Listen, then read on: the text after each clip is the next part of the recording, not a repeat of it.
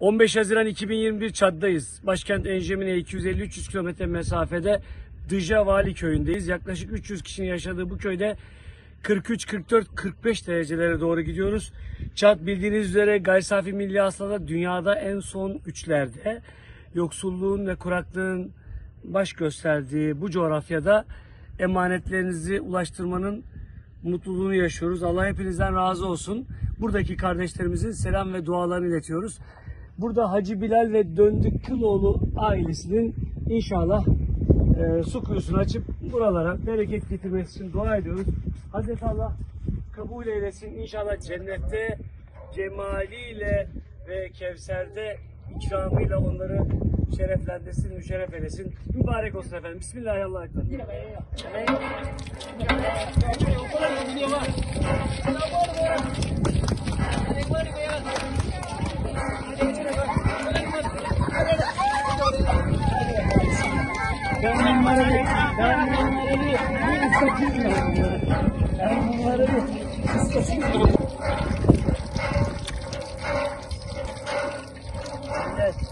Çok ustamış. Bereket olsun. İhtimaldeki kardeşlerimizi ders ortamında ziyaret ettik. Müsaade istedik hocalarından. Onlara biraz sonra şekerlemeler, çikolatalar dağıtacağız ve kumanya dağıtacağız. Oturur. Bu arası makinama mapik hepsi gelecek.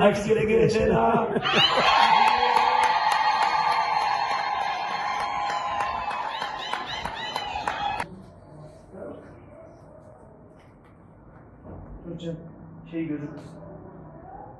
Evet. Ana ne söyleteceğiz? Bünyamin Osmanoğlu kardeşim ve ailesi, kıymetli eşi çok güzel hediye gönderdiler. Bu kardeşimize nasip oldu.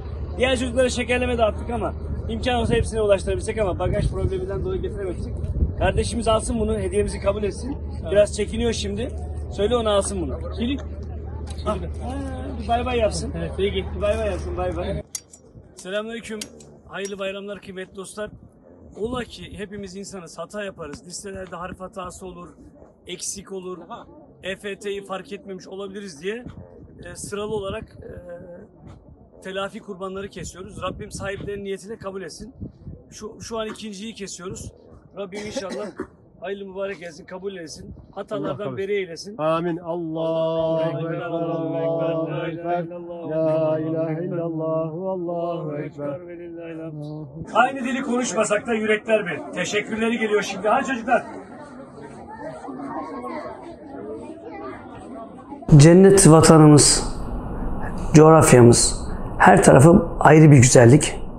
Aynı zamanda da her noktasında da ayrı bir lezzet var. Bunları keşfetmek adına karınca kararınca uçak ve otobüs bileti kampanyalarını takip ederek bir nevi bilet avcılığı yaparak Anadolu'yu keşfe çıkmaya başladık. Bir taraftan da lezzet keşifleri yapıyorduk. Bir Gezgin Gurmeyiz isimli bir grup kurduk. 7 arkadaştık. Bunların bir tanesi de Güney Anadolu'da bir yemek kebap sofrasında aslında gurme falan da değiliz. Yiyeceğiz yani. Bildiğin yani lezzetleri yerinde keşfedip tatmak için yola çıkmış bir ekibiz.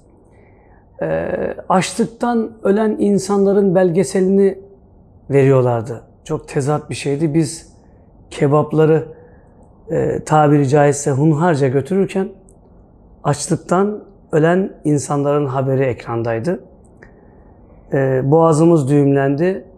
Ya bunların bir hesabı var. Bu böyle olmaz. Bir şeyler yapmalıyız dedik. Ve ben oradan İstanbul'a geldiğimde o ülkenin neresi olduğunu hemen haberlerde not alarak o belgeselde araştırmaya başladım. Oraya uçak bileti nasıl? İşte bu ülke Etiyopya'ydı. Habeşistan. İşte vizesi nasıl? Vize mi varmış? Afrika'da vize mi alıyorlarmış gibi böyle enteresan böyle bir araştırmanın içine girdik. Ve 2012 yılı Kurban Bayramı'nda ben hiç dil bilmeyen bu kardeşiniz sırt çantasını aldı ve Etiyopya'ya, Habeşistan'a yola çıktı. İlk kurban organizasyonunu uçakta tanıdığım arkadaşlara bir İsviçre'den gelen Türk bir gruba yandan katılarak onlarla beraber yürüttüm. Çünkü dil bilmiyordum. İndiğimde ne yapacağımı da bilmiyordum. Ve 10 yıla giden bir süreçte O ekiple beraber hareket ediyor diyoruz. Bu işin emekliliği yok. Onu söyleyeyim. Yani çalıştığınız yerlerden emekli olabiliyorsunuz ama bu işin emekliliği yok. Vicdanınız sizi nereye sürüklerse çocuklara işte Gençlik Spor Bakanlığı'nın kamplarına, işte liselere, üniversitelere, söyleşilere gidiyoruz diyorum. Çocuklar ya çok uzun konuşmayacağım. 20 dakika bir şeyler anlatacağım. Soru cevap devam edeceğiz. Sizden bir ricam var. Evden çıkarken cüzdanlarınızı unutsanız da vicdanlarınızı asla unutmayın. O yanınızda olsun, yoldaşınız olsun. Sizi yanlış yola götürmez diyorum. Yani iyilik yapmak için paraya, pula ihtiyaç var mı? Eyvallah. Ama yok kardeşim imkanım. Siz belki de en büyük iyiliği yapabilecek pozisyondasınız. Günlerden cumartesi semt pazarınız açık. Yaşlı amcalar ve teyzeler gelmiş filelerini, poşetlerini taşımakta zorlanıyorlar. Bir merhaba, selamünaleyküm amca teyze, ellerinden öpüp, tabii pandemi döneminde bunlar belki sıkıntılı ama normal süreçten bahsediyorum. Poşetlerine el atıp evlerine kadar götürdüğünüzde belki de yıllar geçmiş evlatlarının yanına gelmediği, telefonla hal hatır sorduğu o teyzenin, o dedenin yapacağı duayla nerelere ulaşabileceğimizi bilebiliyor muyuz? Etiyopya ile başladık. Senegal, Mali, Gine, Malawi, Tanzanya, Uganda, Kamerun, Çad, Nijer, ilk etapta aklıma gelenler. Balkanlarda Arnavutluk, Makedonya, Asya'da Filipinler, Endonezya, Türkiye Cumhuriyetler'de Gürcistan ve Azerbaycan'da insani yardım faaliyetlerimiz oldu. Yine sınır komşumuz Suriye'de, içeride ve dışarıda yardım organizasyonlarımız oldu. Çok enteresan bir hikaye. Kitapta da yer alan bir hikaye. İbrahim İsa diye bir kardeşimizin bombardımanda gözlerinin yandığı, bir mercekle göz merceği değiştirilirse tekrar görebilme umudunun olduğunu öğrendik. Uçak biletini aldık. Bir mihmandar yanında. İbrahim İsa kendi ihtiyaçlarını da göremiyor. Çünkü sonradan görme yetisini kaybettiği için ciddi bir sıkıntı. Bir mihmandarla birlikte Hatay'dan aldık, getirdik İstanbul'a. Kapsamlı bir özel göz hastanesinde yurt dışından getirilen mercekle ameliyatını yaptırdık. 9,5 aylık bebeğini ilk defa gördü İbrahim İsa. Sonra doktor bir gözüne de ileri boyutta numaralı bir gözlük verdi. Vezneciler'de bir gözlükçü arkadaşımıza gittik.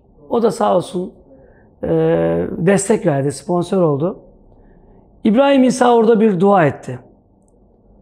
Dedi ki gözlükçü adaşı İbrahim'e, Allah seni sıkıntıda koymasın, dara bırakmasın. İnsanların hani eyvah dediğinde melekleri sana kanat gersin dedi. Ben tabii Arapça söylüyor, tercüman tercüme ediyor. Ben ağladım, İbrahim ağladı, İbrahim İsa ağladı. O kadar içli dua ediyor ki yani dediklerini anlamasan bile içlenip oluyorsun yani duygusala bağlıyorsun. Çok geçmedi. Vezneciler'de bir bombalı araç patlatıldı. İbrahim'in dükkanının önünde, çalıştığı dükkanın önünde. Komşuları ve amcası dışarıdaymış, patlamayla geliyorlar. İçeri girmek istemiyorlar. Her yer toz, duman, camlar, tuz, buz. Ölüsünü görmek istemiyorlar. İçeriye girdiklerinde İbrahim'in üzerinde tek toz cam yok. Sadece diyor patlama anında İbrahim İsa'nın bana söyledikleri kulaklarımda çınladı diyor.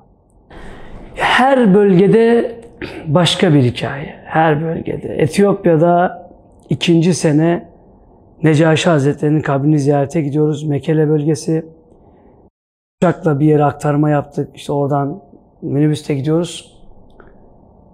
Kenarda taşların içinde çöl bölgesinin dışında kayalık bir bölgede bir şeyler ekmeye çalışan bir adam çapa yapıyor.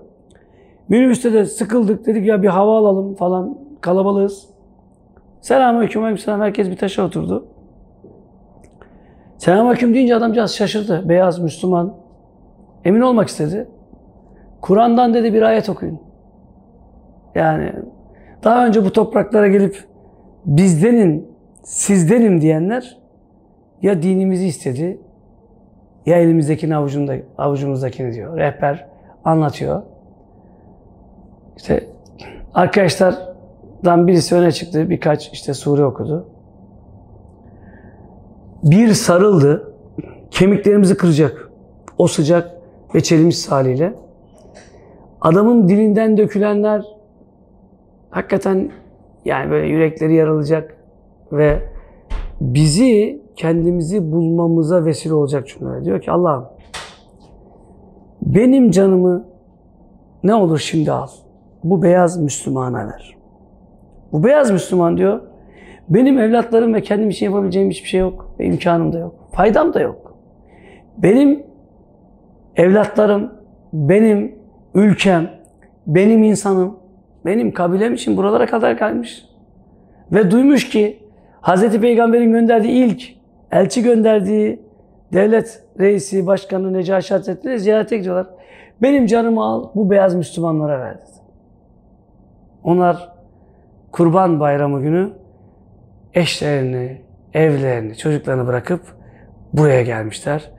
Ümmet kardeşimiz, onlar için canımı feda ediyorum ya Rabbi dedi. O yüzden yaptığımız belki işte bir miktar kurban, biraz kumanya, birkaç katarak, birkaç sünnet bundan ibaret değil. Osmanlı'dan bu zamana, daha öncesi de var tabii tarihte ama biz bir misyonumuz var. Ümmet coğrafyasında bir sorumluluğumuz var. Bizim o sorumluluğu ve o bilinçle hareket etmemiz, komşusu açken tok yatan bizden değildir. Bu düsturu kendimize şiar edinmemiz, aşımızı paylaşmamız gerekiyor. Yukarı ya, yükseleyim bence. Ya işte.